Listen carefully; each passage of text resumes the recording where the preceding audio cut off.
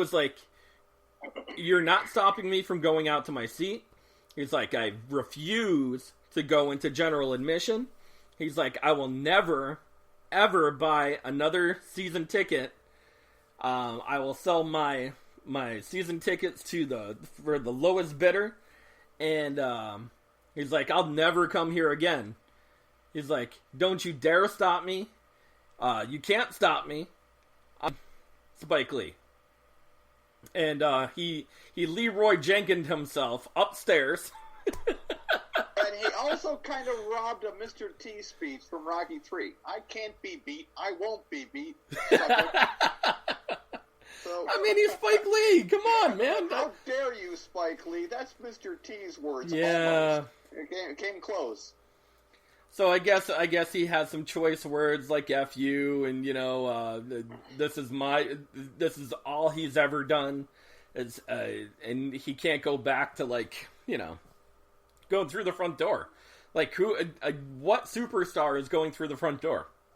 Nobody. Absolutely nobody.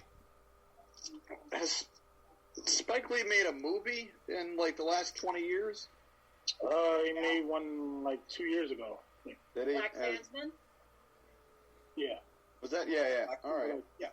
Yeah, like a year ago or so. And he got mad because he didn't win the Oscar. And he ran out. Ay. Well, Will, why don't you walk into our next topic here? We're talking about what's going on. Let's do it.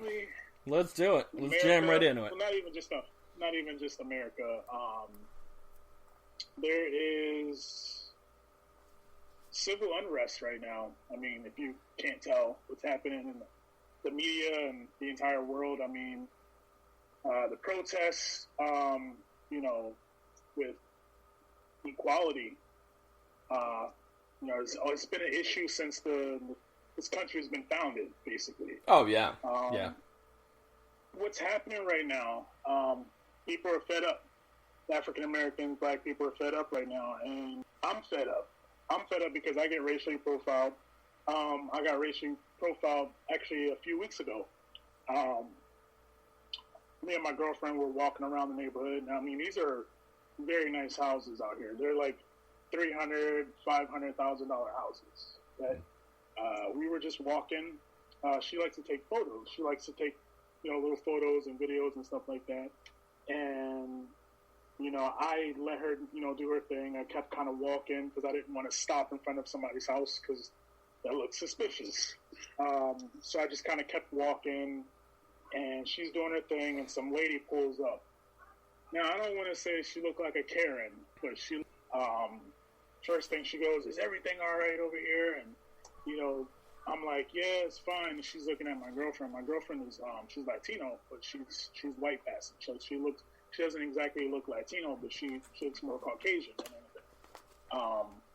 And the reason why she asked that, because she was kind of hunched over taking pictures, and it looked like she was hurting. Like, it looked like something happened, but that wasn't the case. And I'm just like, I start sweating because I'm like, I didn't do anything wrong. I know I didn't do anything wrong. I'm just going for a walk with my girlfriend. We wanted to get out of the house. We wanted to, just kind of, get outside, get some fresh air. And, this lady is just like, "Is everything all right?" And I'm just like, fuck. I start freaking out. Like, if this lady calls the cops for no fucking reason whatsoever, it could, the altercation could escalate. And so I'm just like, it's fine. She's taking photos. And this lady, just busts a U-turn and just peels off. And I look at my girlfriend, Christina. I'm like, we got to get the fuck out of here. I was like, no more fucking pictures of, flowers and shit. We have to go. And, regardless if you want to believe that or not believe that there's racism in this country, that there's prejudice, the facts are all there. I mean, what more proof do people want at this current point? What more proof could you possibly need at this point? I mean, there's been, over the years, since I was little, there have been incidents caught on camera. Rodney King got the shit beat out of him.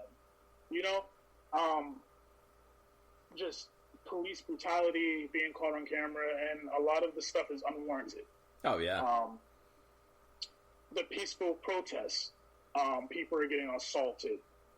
People just, not looting, people actually going out for the movement of protesting police brutality and actually going out there to try to make an impact. Those are the ones that are actually out there doing what's necessary, not the ones that are going to the stores looking out for themselves, because there are two type of people out there right now for these protests. There are people that are peacefully protesting and looting. Oh, yeah. That have nothing to do with the movement. It has nothing to do with Black Lives Matter. Two separate agendas. The one set, they're looking for, equality. The other, they just want a TV or a charger from Apple, which is the only use. If you note to the people that are looting Apple, you can't use the iPads, you can't use the MacBooks. You can get AirPods and chargers. Yeah. I'm not saying do that shit, but if you're gonna be robbing, at least be fucking. I've seen people looting Legos and Nerf guns. Like, that's you. And That was me. Yeah, that was Sparky. Actually, Sparky appeared in one video where he was taking out these twin lamps. It's ridiculous, because the point of this whole thing is to show and shed light on the racism that's in this country, and there's just a huge problem with the message right now. I'm not condoning anyone burning someone's business down. I understand the anger, I understand the frustration. I'm not sitting here, trying to sympathize with, the businesses. I feel bad about that, but at the same time, it's like, what else can the culture, the people do at this point besides go on marches? Because when we protest, when black people protest, there's a huge difference between when black people protest and when white people protest. We get pretty much assaulted. It could be the most peaceful, like, there's a lot of peaceful protests, and these people are getting shot with rubber bullets, they're getting tear gas, they're getting, pepper sprayed, things like that. Versus when, oh my God, I can't go outside because there's a pandemic going on, and we're gonna storm some assault rifles. Did you see that shit? Did you see? I did see that. They literally were allowed to go to City Hall with assault rifles, AR-15s, and protest. Okay, I don't have a gun. I don't own a gun. For good reason. For good reason too, I'm sure. For good reason.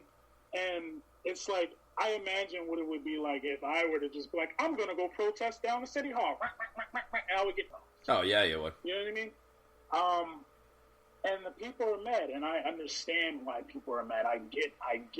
I'm tired of being looked at like I'm suspicious or I'm, part of the problem or things like that. Like, I don't think people seem to understand what that feels like. And I have a son. I have a 4-year-old son. He's darker than I am. Okay? So at some point in his life, in my lifetime, I'm going to have to sit my son down and have the race talk with him. Oh, yeah. It's awful.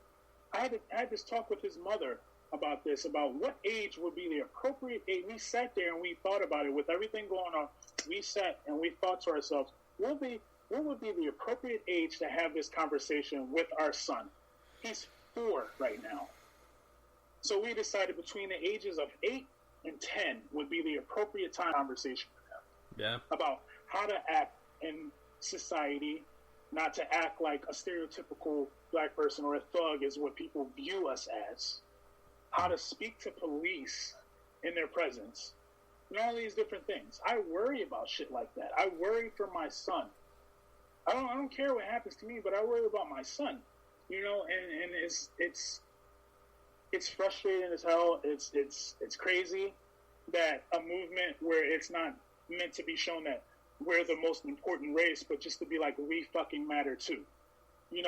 Black lives didn't matter until we started saying it. The minute we said that, all lives matter. Of course they all matter. And the systematic racism that's happening, and my people are brainwashed into thinking that the only way that we can get ahead in society is that if we're entertainers. We're basketball players, rappers, et cetera, et cetera. We're trapped in such a fucking invisible box that we can't get out of, that it sucks. It sucks that we're trapped in such a fucking stereotype where we will always be the suspect, no matter what. And the black on black crime, yeah, but it is important. Yeah, the black on black crime, you know, crime runs rampant in any race. True. But the second we start asking for equality, that comes up. That's a conversation that always pops up. Well, what about the black on black crime? We're not talking about that. The problem with the community, my community, is that we're not shown as equals, not only in the rest of the world's eyes, but in our own. There's a problem in my community where what is it? Self-value? Is it self-value? Yeah, of course. There's no self-value in my community because we were brainwashed not to have value. As much as people don't want to see that, there have been experiments. There's been experiments about. We talked about this on the show before. Yep. About the baby doll experiment where kids were given two different types of baby dolls. One was a darker skinned one, and one was a white one. They said, which one looks better? And the black kid said, well, the white one, because that's what's viewed and what's, you know, beautiful in society. And it's unfortunate because the self-hatred in my community is very prominent. It's very prominent, and it's heartbreaking because we're killing one another and we shouldn't be. We shouldn't be killing each other, period. But in my culture and my people, like, we're killing each other when we should be coming together right now. There should be peace regardless. There should be solidarity. Solidarity across the line, man. I don't... Across. Yeah. Regardless of what skin color you are, we all bleed the same blood, man. It is. It's just, it's heart-wrenching, man. It's heart-wrenching to watch this shit, and there's two different pandemics going on right now. You know, we got COVID-19 and we got racism, which has been going on longer than this pandemic has ever, you know, this whole thing has been going on. And just watching it at a time like this, like, what is July going to bring us? Like, Jesus Christ, like, what is next after this month? Yeah. What's next? Like, yeah. I mean, there's several different things that have come up, not necessarily on Facebook, but all social media, concerning, like, hurricanes or comets, or there's been this thing about bird infestations of, like, massive amounts of birds, rain and frogs. There you go, Tony. The Yellowstone earthquake. Yellowstone. And, like, if the Yellowstone happens, we're basically all dead. Oh, yeah. Yeah. I mean, like scientists just die if that goes down. But, I mean, I don't really know what else to say about it. Like, and being on social media is another reason why I leave social media a lot, because I just watch the things that people post and the shit posts that, you know, it's always out there about race and da-da-da-da. And the more that these things happen, the less I want to be associated with a lot of these people. Oh, yeah. That I call friends. And that's why I live in my own bubble, and I care for the people that I care for. You know what I mean? I care about you. I care about Spriggy. I don't really know Kevin that well, but I care about him. You know what I mean? Yeah. I know your heart, Tony. I know we joke and we banter and we talk about sensitive subjects about race and things like that. But that's I know true. Who you are as, like, we're comedians. You know, we like the banter, but, like, at the root of it all is that this shit is serious, and it's really affecting the entire world right now. Oh yeah. I mean, and not to say that people are angry, man. Everyone, myself included. I'm like incredibly angry about the use of force by police officers, which have been taken for granted for years, man, because police have worked outside their jurisdiction. They've gotten powers up and beyond their staging in life. Like, whatever they've done, they've gone beyond and gotten away with shit. Like, tons and tons of shit. And Sparky can even tell you,